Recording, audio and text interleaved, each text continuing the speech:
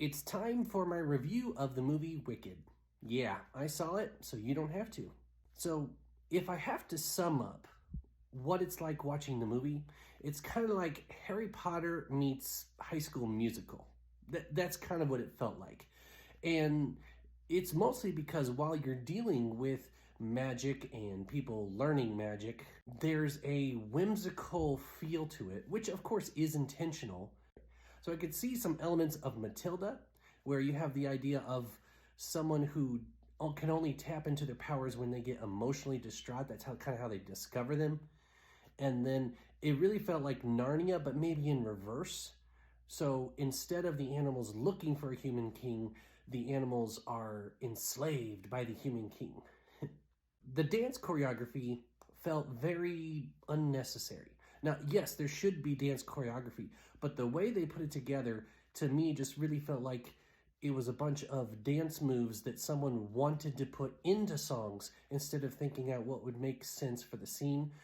And honestly, the whole thing felt like a conglomerate of Sharpay from High School Musical becoming a witch and becoming friends with Fiona from Shrek. Now, the Emerald City has a Zootopia feel to it, especially when you come up on the city in the train. It really had that vibe to it, and I know that's to give it kind of its grandiose feel. And they're playing on the nostalgia that people have from the original Wizard of Oz film, but they're trying to build up that nostalgia so that they can deflate it. Now, honestly, I feel like Wonka could have shown up here and fit perfectly in with all the decor and all the characters. Now, the wizard, he really feels like a cross between the Grand Master and Walt Disney. And I know the Grand Master simply because it's the same actor, but still, I think he definitely was giving a similar performance. Now, the whole thing was predictably liberal. The whole slant to it is that anybody who is white is evil, unless they have red hair. And of course, the main character has to be oppressed and break out of the oppression. And as is common with modern movies, the villain is never evil. The villain is actually either misunderstood or really the hero, while everybody else who's normally considered good, oh, they're the evil ones. It's taking the traditional story and flipping it on its head. And while that might have been novel at one point, now it's just cringingly predictable. Now, it does have some great humorous moments, but most of them are very subtle in maybe just a glance or a slapstick moment. My wife was watching it with me, and she was very frustrated when Elphaba, the witch, when she was singing about the wizard and I, it's not always and I. No, there are times where you say and me. So if you say, the wizard and I went to the store, that's correct. But if you say, I'm going to go there and it's just going to be the wizard and me, that's correct. If you take out the wizard and, then that's the correct way to say it. So I'm going to the store, the wizard and I are going to the store. I'm going there and it's just going to be me, or I'm going there and it's just going to be the wizard and me. So please learn that lesson. Now, I do really have to say that I feel brokenhearted that our culture is in a place where they cannot just have a villain. It seems impossible for them to just have a villain.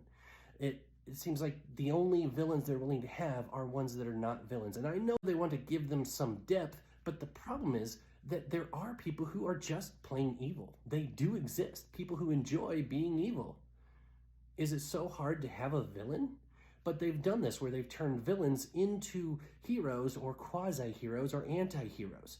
It's almost impossible to have a true blue hero anymore, with the exception of maybe Captain America.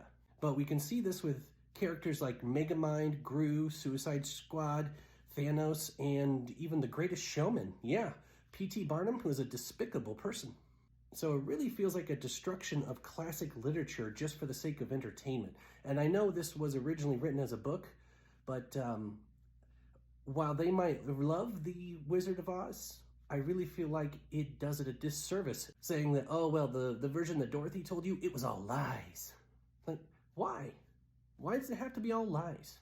Now, that being said, something important to keep in mind is that Ariana Grande is actually a practicing witch. Now, Witchcraft in real life, no, is nothing like what you see in here. It's not even what you see in Harry Potter. But she was proud to play the role because she wanted to represent witches.